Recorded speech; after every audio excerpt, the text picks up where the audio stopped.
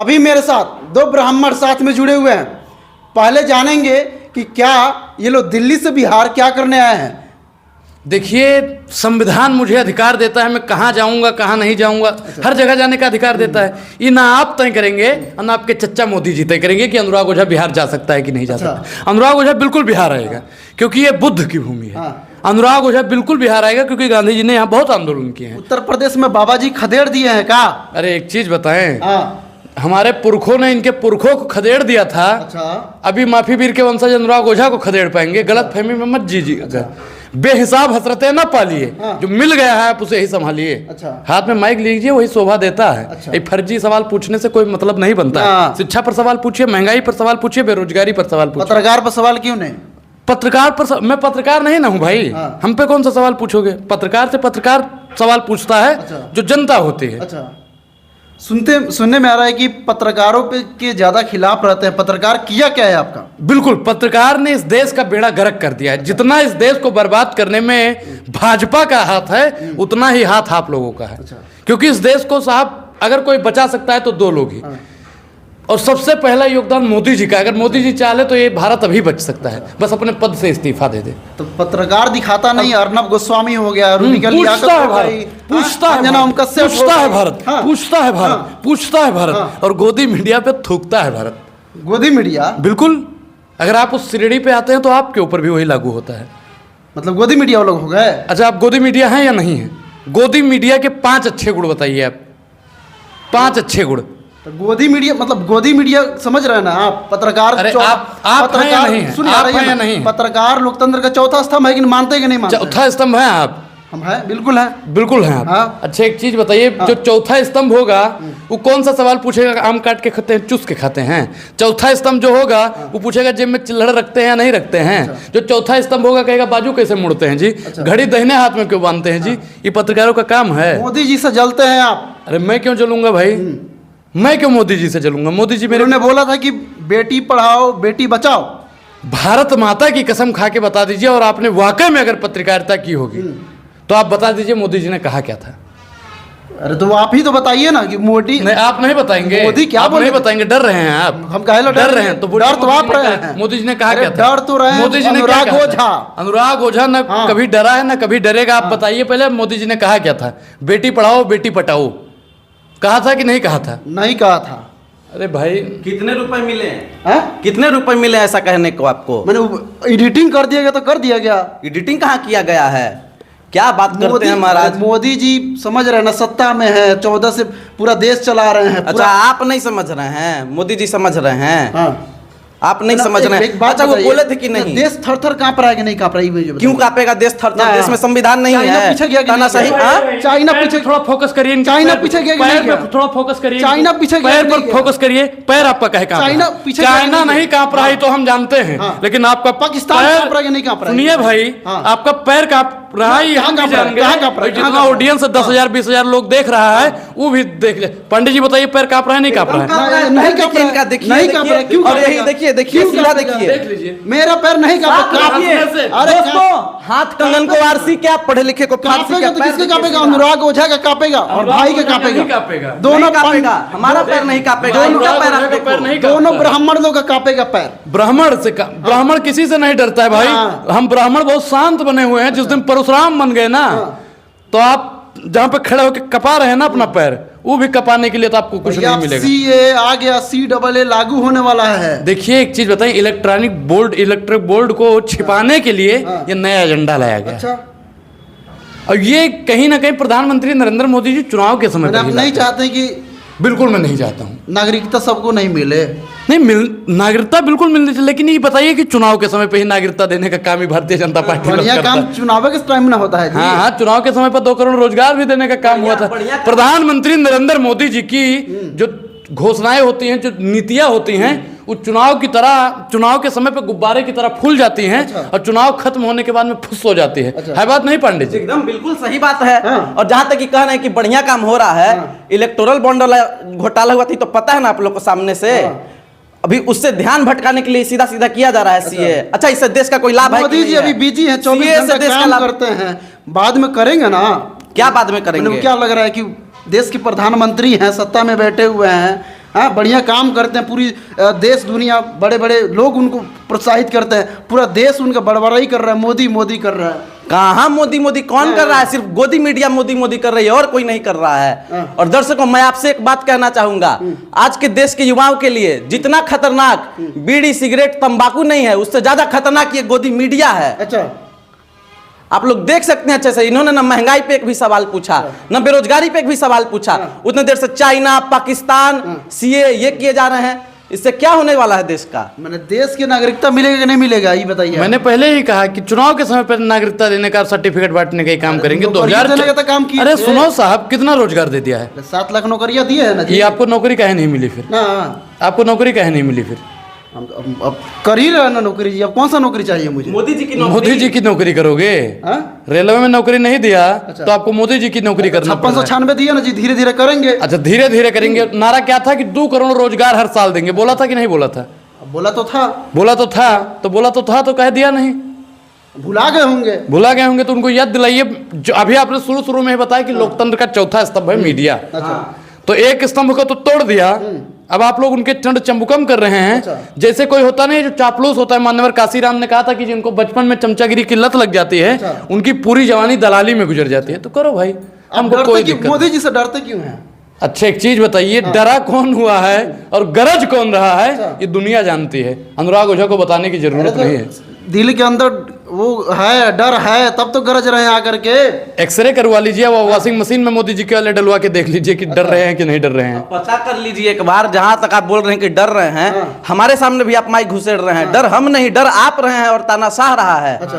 आप अगर चाहते तो तानाशाह के सामने माइक घुसेड़ सकते थे और तानाशाह आके बोल सकता था, लेकिन ना वो बोलेगा ना आप बोलेंगे। आप हमें कहीं के डर रहे हो। अच्छा, ऐसे होता है? कहीं नहीं होता है। कहाँ होता है ऐसे, बताइए। आप लोग उतने देर से खाली मुद्दा से भटकाने का काम करेंगे, मोदी जी को एक्सपोज नहीं करना है। अरे तो मोदी जी जगह जगह पर जाकर के युवाओं को प्रोत्साहित करते हैं, किसको प्रोत्साहित नहीं किया? एक चीज बताइए भाई, जिसकी डिग्री का खुद पता नहीं है, वो परीक्षा पे चर्चा कर रहा है, युवाओं को प्रोत्साहन दे रहा है। किस लिए प्रोत्साहन दे रहा है? युवाओं को प्रोत्साहन एक चीज में मिल रहा है कि जैसे कोई परीक्षा आती है, परीक्षा लीक हो जाती है, जब वो अपने हक अधिकार की बात करता है तो उसके ऊपर डंडे बरसाए जाते हैं। तो गुंडा माफिया भी तो नजर नहीं आ रहे हैं अब। मतलब आप सुधर गए ना? अच्छा, उत्तर प्रदेश से हैं आप। हाँ, वहाँ पे गुंडा माफिया नजर आ रहे हैं, बाबा जी तो भगा दिए। देखिए, किसी ने कहा था कि गुंडा माफिया जब सत्ता में बैठ जाएंगे तो गुंडा माफिया खत्म हो जाएंगे। अच्छा, तो लोग सत्ता में बैठे हैं तो गुंडा माफिया कहाँ रहेंगे भाई? मन न रंगावे रंगावे जोगी कपड़ा, मन न रंगावे रंगावे जोगी कपड़ा। अच्छा, हाँ। तो और जहां तक बात है आपकी, आप देखिए पत्रकारिता कर रहे हैं, निष्पक्ष पत्रकारिता करिए। चैनल का नाम क्या है? देखिए दोस्तों, हिंदुस्तान प्लेटफॉर्म। जबकि इनको ये भी पता होगा, हाँ, भरोसेमंद न्यूज चैनल, जबकि इनको ये भी पता होगा कि मोदी जी रेलवे बेच दे रहे हैं, तो अब इनके प्लेटफॉर्म का क्या होगा? ये सवाल भी पूछता है भारत। अच्छा, तो भारत सुनिए ना, भारत तू। हाँ, मैंने तो मोदी मीडिया कौन है ये बताइए ना। मेरी नजर से अगर मुझे अभी का बता रहे हैं तो आप बताइए, आप नाम बताइए। क्या है भैया? नाम बताइए। भरोसेमंद न्यूज। भरोसेमंद, भरोसा तो आपको दे रहे हैं जैसे मोदी जी देते हैं, गारंटी आपको दे रहे हैं जैसे मोदी जी देते हैं, लेकिन गारंटी सिर्फ और सिर्फ दिखावा। हमारे गोंडा से आजम साहब हुए थे, आप जो उनकी है फाइलों में गांव का मौसम गुलाबी है, मगर ये आंकड़ा झूठा ही दावा किताबी है। यही है ना भाई। पर्दे के पीछे अनुराग ओझा कहीं ना कहीं भाजपा से मिला हुआ है। अरे बिल्कुल है, नहीं है? सही बताइए, कैमरे बताइए भाई, कैमरे पे बताइए। अनुराग ओझा भाजपा से मिला हुआ है? कैसे कह सकते हैं अनुराग ओझा भाजपा से मिला हुआ है? कैसे कह सकते हैं? नहीं कह सकते हैं। नहीं, बताइए, आपके पास कोई प्रमाण होगा तभी ना बताएंगे। अरे जहां बोलना हो तो वहां नहीं बोलते हैं। अनुराग ओझा हमेशा बोलता है आप लोग भारतीय जनता पार्टी के दलाल हैं। और दलाल पत्रकारों की 3 दवाई, जूता चप्पल और कुटाई। तो अनुराग ओझा जी दलाल है तो है। दलाल ने दलाल को दलाल कहा और अपनी दलाली को कमाल कहा। वाह रे साहब, बेईमानी करोगे, झूठ बोलोगे।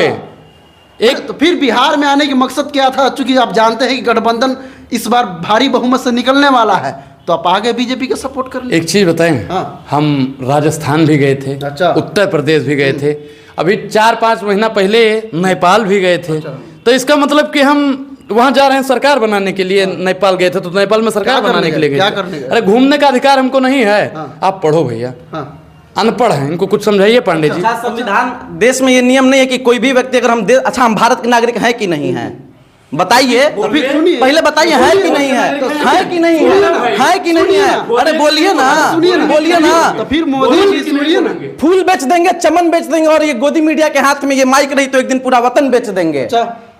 आप लोग देखिए, हमारे कहीं आने जाने पे सवाल कर रहे हैं लोग। मोदी जी जब जा रहे हैं, वो विदेश में जा रहे हैं, गठबंधन बना रहे हैं, दोस्ती बना रहे हैं, इसलिए विदेश में जलन क्या है भैया? किस लिए विदेश में जा रहे हैं? हाँ। विदेश में विदेश मंत्री जाता है। हाँ। इतना कोई किया था, कोई प्रधानमंत्री किया था? अरे भाई एक चीज बताएं, जितना पूर्ववर्ती सरकार ने कर दिया उसका अगर 10वां हिस्सा प्रधानमंत्री नरेंद्र मोदी जी करते तो ये देश आज चंगा होता। अच्छा, देश को चंगा नहीं, देश को नंगा करने का काम कर रहा है, गर्व कर रहा है। हाँ। मणिपुर की महिलाओं से जाके पूछे कि गर्व महसूस कर रही हैं। पूछिए, चेतन सिंह ने जिसको मारा था उसके परिवार वालों से पूछिए कि वो गर्व महसूस कर रहा है। अभी आपने देखा होगा कि दिल्ली में नमाज पढ़ रहे नमाजी भाइयों को सिर्फ 2 से 4 मिनट की नमाज होती है। हैं? उनको जो पुलिस वाला मार रहा था उन नमाज वाली भाइयों से पूछिएगा, गर्व महसूस कर रहे हैं। अरे मतलब बेशरम लोग हो गए हैं आप लोग, इतना बेशरम हो गए हैं। सड़क पे नमाज पढ़ने के लिए कौन बोला था? एक चीज बताइए, सड़क पे आपने कितने देर की नमाज होती है? वो कितनी भी देर की होती है, 5 घंटे की होती है, फिर सड़क 10 घंटे की होती है, 12 घंटे की होती है। सुनिए ना, आने जाने वाले लोगों को दिक्कत होगा कि नहीं होगा? अरे और किसी मस्जिद बनाएगा कि नहीं बनाएगा? अच्छा, भारत एक धर्मनिरपेक्ष देश है, सभी लोग जानते हैं कि नहीं? और आप इस बात को मानते हैं कि नहीं, पहले बताइए। तो है, मानते हैं ना इस बात को? मानते हैं। तो जब रोड पर से कंवरिये जाएंगे तो उन पे फूल बरसाए जाएंगे, और जब हमारे भाई कुछ देर के लिए नमाज पढ़ लेंगे। अच्छा, नमाज कितने देर की होती है? 2 से 5 मिनट की। अच्छा। मुश्किल से 5 मिनट में क्या ऐसा हो जाता है? अच्छा। जो आप इन्हें लात से मार रहे हैं, ये कहां तक न्याय है और कहां तक सार्थक है? अच्छा, तो नमाज मतलब सड़क पे होगा? अच्छा, तो भाई साहब तो अच्छा नहीं तो ठीक है, नियम सबके लिए ना एक है। कंवरिये जाएंगे तो आप उन पे फूल बरसाएंगे, और हमारे मुसलमान भाई नमाज पढ़ेंगे तो आप उन्हें मारेंगे। मानते हैं कि नहीं मानते हैं कि हिंदू राष्ट्र बनने वाला है? भाई साहब एक बात आप सच सच बताना मुझे, पेटीएम पे कितने रुपए मिले आपको? पेटीएम कितने? पहले आप बताइए ना कि देश अपना हिंदू राष्ट्र बनने वाला नहीं, पूरा बोल बाला चल रहा है, चल रही। एक मैं चीज पूछूंगा, आप ऊपर देख के थूकते हैं या ऊपर से मोदी जी थूकते हैं? पहले मैं जो पूछ रहा हूं, मेरे सवाल। अच्छा, आप ही बड़का होशियार हैं, आप ही सवाल करेंगे, आप ही सवाल पूछ रहे हैं। मत भटका नहीं रहे, हिंदू राष्ट्र पे हिलाएंगे। आप ऊपर देख के थूकते हैं या ऊपर से मोदी जी आपके ऊपर थूकते हैं? मैं जो पूछ रहा हूँ, मोदी जी क्या थूकेंगे? मतलब आप ऊपर देख के थूकते हैं? मोदी जी क्या आप ऊपर देख के थूकते हैं? मोदी जी क्या? जो पूछ रहा हूँ उसका जवाब दीजिए। पहले आप बताइए। नहीं दूंगा मैं आपके सवाल का जवाब, नहीं दूंगा मैं आपके सवाल का जवाब देने के लिए नहीं आया हूँ। अगर आपको आपके सवालों का जवाब चाहिए तो किसी धर्म ग्रंथ वाले को बैठाइए, वो हिंदू मुसलमान इतना बड़ा बिल्कुल हमारे पास है, हम ब्राह्मण हैं, कट्टर सनातनी हैं, लेकिन हम ये फर्जी हिंदू राष्ट्र बनाएंगे, इस्लाम राष्ट्र बनाएंगे, खालिस्तान बनाएंगे। हम हर एक जगह राम राम राम चल रहा है। देखिए, राम राज्य की आपने बात की, राम की बात की, मंदिर मस्जिद बने न बिगड़े, सोन चिड़ैया बनी रहा है, और देश के जनता भाड़ में जाए, अपन कुर्सी बची रही। भारतीय जनता पार्टी की राजनीति है। और माया के दीवानों ऐसा काम न करो, और कुछ होंठों के लिए राम का नाम तुम बदनाम न करो। राम के नाम पर राजनीति 1947 से 2014 के बीच में कभी नहीं हुई। अच्छा, भाजपा, भारतीय भ्रष्टाचारी पार्टी जब से आई है ना, तब से वो राम का नाम बदनाम करने में लगी है। और एक सनातनी का फर्ज बनता है कि राम के नाम को बदनाम करने वाले लोगों को 24 में सबक सिखाया जाए। और रही जहां तक हिंदू राष्ट्र बनाने की बात, अगर आप पढ़े लिखे पत्रकार होंगे तो संविधान के कौन से अनुच्छेद में लिखा हुआ है वो बात हमको बता दीजिए। बात छोटी है, सर को हिला दीजिए।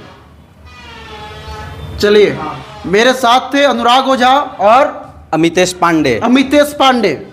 क्या लग रहा है कि वास्तव में पत्रकार उस सवाल से भटक रही है या उस सवाल को या उस मुद्दे को उठा रही है? वास्तव में लग रहा है कि बेरोजगारी पे या हर एक तरीके से मुझे लगता है कि पत्रकार को दलाली ही करना चाहिए। दलाली ही करो भाई। अच्छा, क्योंकि हर जुल्म का हिसाब लिया जाएगा।